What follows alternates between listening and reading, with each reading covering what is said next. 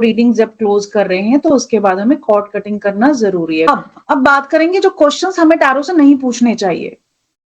और बहुत बहुत बहुत इंपॉर्टेंट चीज, बहुत सारे टैरो कार्ड रीडर्स बहुत अच्छी प्रोडक्शन नहीं कर पाते बिकॉज दे डोंट नो कि क्वेश्चन फ्रेमिंग कैसे करते हैं। तो यहाँ पे दो क्वेश्चन मार्क है, क्वेश्चन फ्रेमिंग कैसे करते हैं और हमें कौन से क्वेश्चन टैरो से नहीं पूछने चाहिए। आप बताइए कौन से क्वेश्चन हम टैरो से नहीं पूछने चाहिए इन जनरल, क्या लगता है?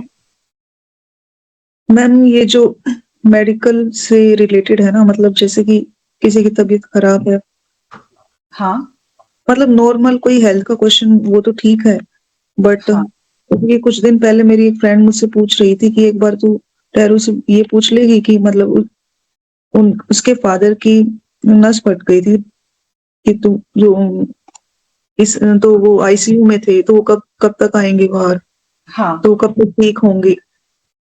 तो फिर आपको कहा कि तो आपने उसको ऐसे क्या आंसर दिया, कैसे डील किया? मैंने उसको यही बोला कि पूजा देखो ये जो है ना, ये सब भगवान के हाथ में है, तुम सब सिर्फ प्रे करो, ठीक है ना। हम्म। इतना कॉम्प्लिकेटेड क्वेश्चन कोई टैरो रीडर नहीं लेता, और जो नॉर्मल हेल्थ के क्वेश्चंस है वही रीड कर सकते हैं, और ये अलाउड भी नहीं है। देखो, हाँ, आपने बहुत अच्छा पॉइंट बोला। हेल्थ से रिलेटेड क्वेश्चन, स्वास्थ्य से जुड़े हुए क्वेश्चंस, क्या मेरी बीमारी ठीक हो जाएगी? ठीक है, मुझे कैंसर है, क्या मेरी बीमारी ठीक हो जाएगी? क्या मुझे कैंसर दोबारा आ जाएगा? नहीं, ये तो बिल्कुल ही ठीक है, क्या अनप्रिडिक्टेबल है। मुझे कैंसर दोबारा आ जाएगा? क्या मेरी बीमारी ठीक हो जाएगी? चाहे कोई मेडिकल एडवाइस का सब्स्टिट्यूट नहीं हो सकता है। ठीक है, आप हेल्थ के लिए डॉक्टर्स के पास जाइए, आप हेल्थ के लिए किसी प्रोफेशनल डॉक्टर से कंसल्ट कीजिए। ठीक है, आपने हमेशा ये बात को ध्यान में रखना है। आईसीयू में पर्सन्स है, आप उनकी रिकवरी के लिए, उनकी बेटर हेल्थ के लिए क्या एडवाइस हो सकती है वो टैरो से ले सकते हैं। ठीक है ना, इसी आप वहां पे उनको बेटर हेल्थ के लिए एडवाइस दे सकते हो। सेकेंड चीज क्या रहेगी, लीगल और कोई भी कोर्ट केस आपका है। ठीक है, सेकेंड जो हमें नहीं पूछना है, लीगल केस है, कोर्ट केस हो रहा है, तो हमें नहीं पूछना है कि इस कोर्ट केस का फैसला क्या होगा, क्या फैसला मेरे फेवर में होगा। इतनी बड़ी बड़ी प्रोडक्शंस हमें नहीं देनी है।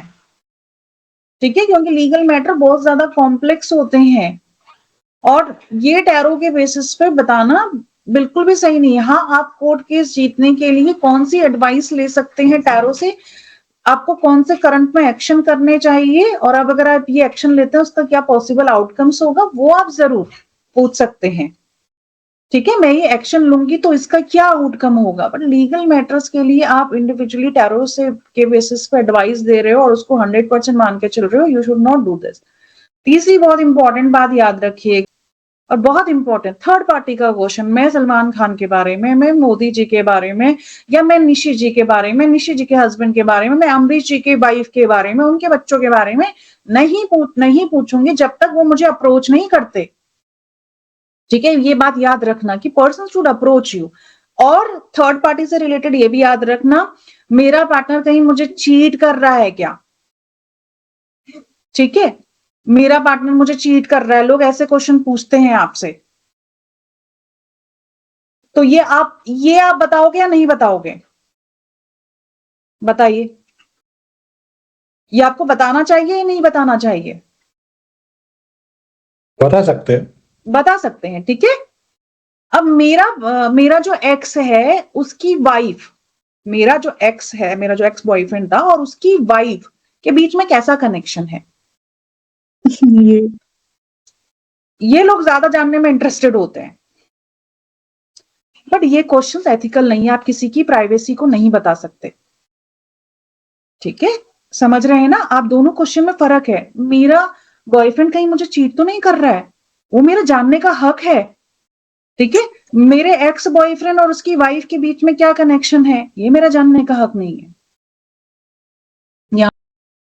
ठीक है, मैं आपको अप्लाइड न्यूमरोलॉजी से भी बताऊंगी कि कैसे मैरिज वाला वो क्वेश्चंस को डील किया जाता है, किसी की लाइफ में कौन सा इवेंट कब होगा। ठीक है, थोड़ा सा मैं न्यूमरोलॉजी के पॉइंट में भी बताऊंगी जिससे आप टाइमिंग के बारे में उसे बता सको। अब टैरो में हमने क्या कहा था, सही फ्रेमिंग करना बहुत ज्यादा जरूरी है। मुझे अपने करियर के बारे में क्या जानना चाहिए,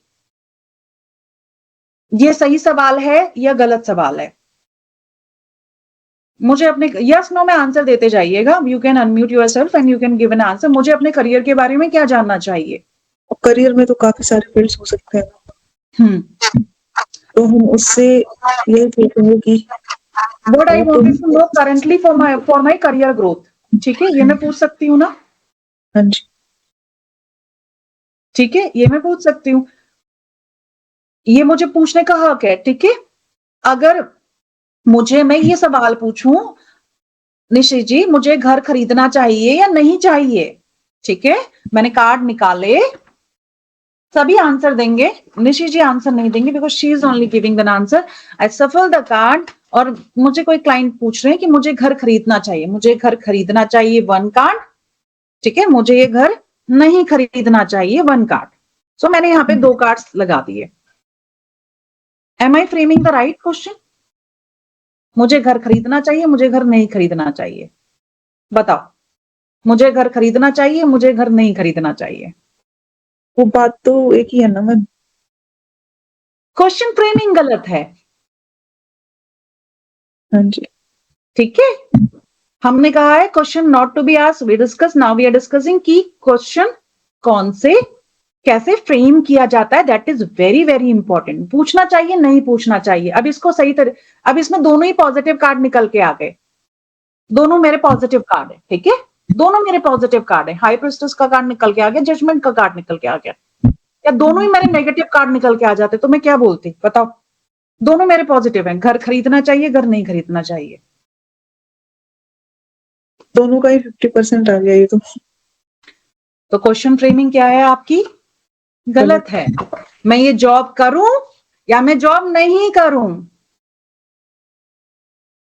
इसको कैसे अच्छे से फ्रेम कर सकते हैं, थोड़ा सोच के बताइए।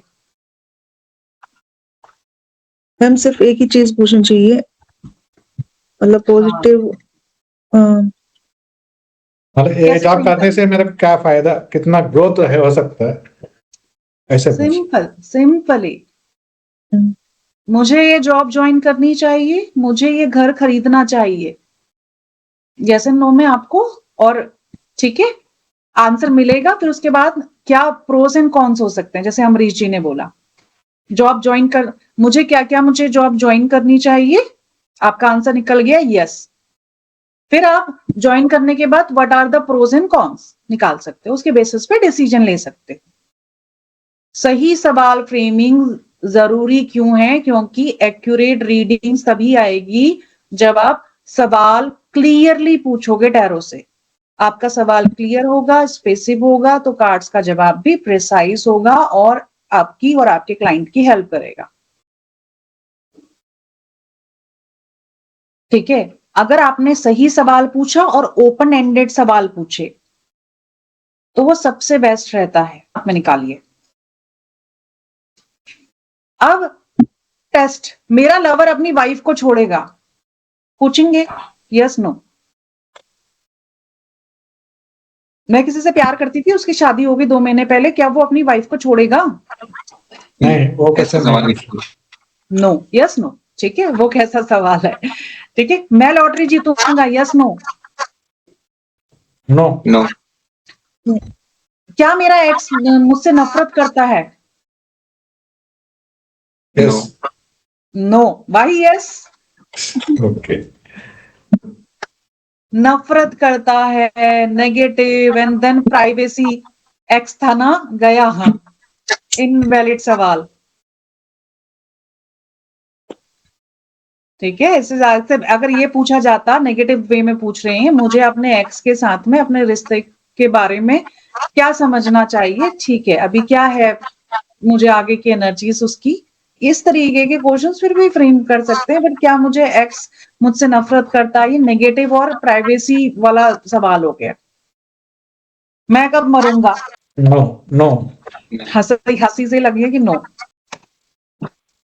ठीक है, डेथ की प्रिडिक्शन नहीं करता, मैं लॉटरी की प्रिडिक्शन नहीं करती हूँ, ठीक है, और जेंडर की प्रिडिक्शन नहीं करते हैं।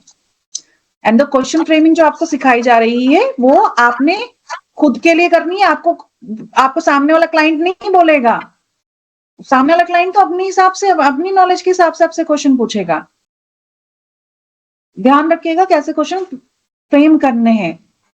मुझे लगता है बहुत हद तक आपको समझ में आ गया है। बहुत पॉजिटिव क्वेश्चन है, जैसे मुझे अपने रिलेशनशिप में बैलेंस बनाने के लिए क्या करना चाहिए, मुझे मेरी करियर ग्रोथ के लिए कौन सा स्किल्स इंप्रूव करना चाहिए, बेस्ट एडवाइस, मुझे अपने फाइनेंशियल डिसीजन में क्लैरिटी के लिए क्या करना चाहिए, मेरी स्पिरिचुअल ग्रोथ वो के लिए कौन सा ब्लॉकेजेस है, आखिर मेरी स्पिरिचुअल ग्रोथ हो क्यों नहीं रही है।